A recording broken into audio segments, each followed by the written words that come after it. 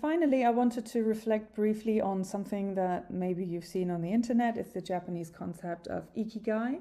Ikigai is often seen as the reason for being, the meaning of life, but I thought for a long time around, what is actually the Ikigai of scholarly publishing? Because of course, sometimes it can be quite a drag, so it really helps to think around what keeps you interested as a scholar.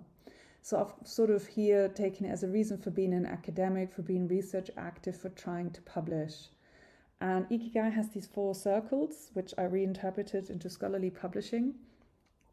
Starting at the top, it's really around what you love to write about.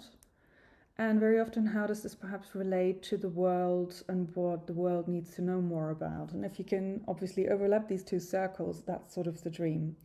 But realistically, we often think around what can you get published in good journals? And very often the editors may say what they want is all these things that the world needs to know more about, and this is what you get published in a good journal.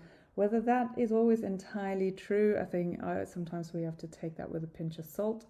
And ultimately, the 4th circle is really around what gets cited and recognized by your peers. So if it's in a good journal and it gets cited, that's clearly where academic success lies.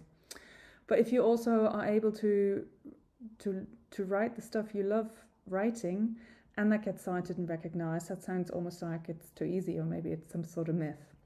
And I think the real challenge is, how do we move from these different circles and the overlaps into the center of the 4 circles? And sometimes it may feel like this is the preserve of a few rockstar academics.